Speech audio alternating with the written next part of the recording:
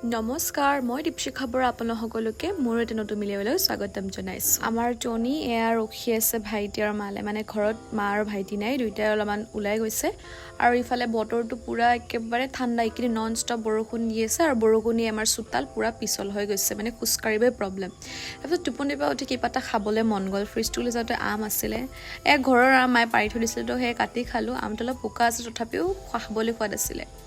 এই ঠাণ্ডা বতৰত একো কৰিব মন নাযায় অকল শুই থাকিবৰ মন নাযায় বাট শুই থাকিলে হ'ব জানো চ' মা আহা গম পাই টনিৰ পৰা ফুৰ্তি সি পুৰা মাৰ কোলত উঠি একে উৎপাত তাৰপিছত মায়ে বজাৰ কাৰণে বস্তুবিলাক চেক কৰিলোঁ আৰু ইফালে সুধিছোঁ দেই মই মা কি আনিছে মোৰ কাৰণে মায়ে কৈছে খোৱা বস্তু আনিছোঁ যে টেনশ্যন ল'ব নালাগে সৰুতে ক'ৰবাত গ'লে কওঁ যে কিবা এটা লৈ আনিবা অহাৰ পিছতো সুধোঁ কি আনিছা বুলি সেই স্বভাৱটো এতিয়াও আছে মোৰ